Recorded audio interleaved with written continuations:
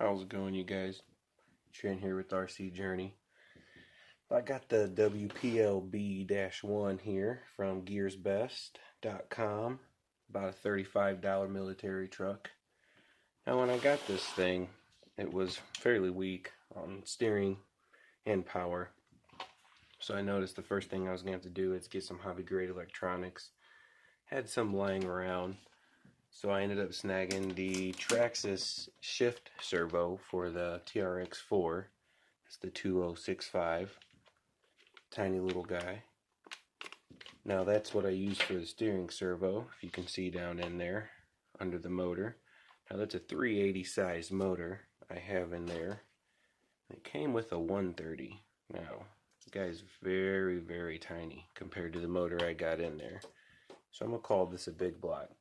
Especially for the fact that it has brushes and I can switch the brushes out. So it's a fairly common motor, something you would see in your 1/12, 1/16 scales. So in the way I got this truck set up is I built a transfer case on it because I knew in order to have more power I'd have to have an external power supply. So what I did is took the transmission apart, basically turned it into a transfer case. So what you got there is I took the transmission apart and eliminated that small gear that would go right there. And then I drilled a hole through that gear and put a bigger shaft through it. Now what that did was it allowed that any time this would turn, that would turn. So now it's acting just like a transfer case. So I had to make up a drive shaft. Now what I did is I cut up and MacGyvered a big pin. Now if you can see that. That was a big pin that I cut up.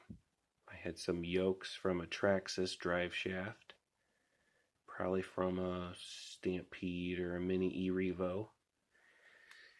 And I needed to know the length from there to there. So, first thing I did was make a metal transmission housing with a gear.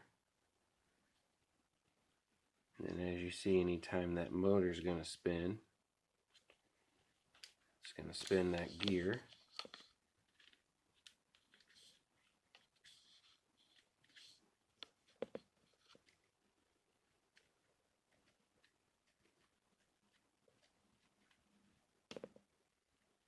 I got it sitting just on that steering servo, but not touching it.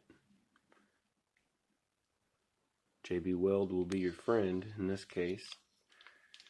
Now it's only about 35 bucks, so you gotta kind of draw your line on how much money you're gonna spend on this thing. I just had the stuff lying around, so worked in my favor. So now the drive shafts also have a lot of play, if you can see that. So when the leaf springs flex, you can see it moves that drive shaft in. Well, putting power on these, they're going to rock back and forth. I knew I had to build a link system. So I got that link on there as center as I could with JB Weld. And all I used was an axial SCX10 hardware. And as you see, it worked out pretty good. So now that won't rock back and forth under power. So then I'm going to take my drive shaft I made up. We're going to put it on that transfer case. And this is just for so I know the size of the drive shaft. As soon as I get the WPL C14 truck coming in, basically it's a Toyota Hilux, got that coming in, I will use some drive shafts and get this thing going. So now you can kind of see that drive shaft I made up is going to that transfer case. So when this spins, see if I can get that to spin for you, it's kind of tricky.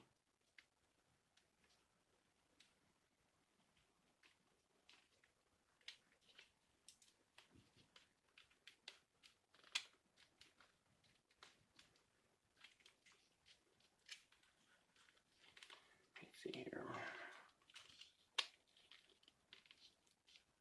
There we go. Kind of see it.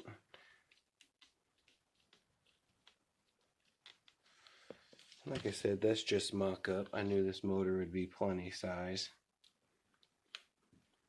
Have enough power. Still have enough flex. So once it's all said and done,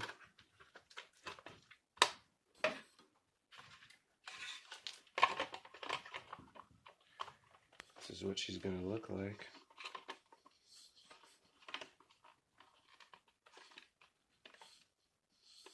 Got the interior painted. And then also, when you pop the hood, you'll see the motor. Now what I'll probably do is get a scale motor to go over that, so you couldn't even tell it was an RC car. And that way you get a battery back here and fit it in a toolbox. And then for a little $35 RC car, I think it'd have plenty of power and definitely be worth fixing up if you had the stuff around. So let me know what you guys think. Not bad to start off with, but definitely needs some modifications. If you guys would like to see me show you how exactly I got to this point, let me know. Put it in the comments, and I'll go ahead and show you guys how I got this far. Not bad little RC car. Thank you very much.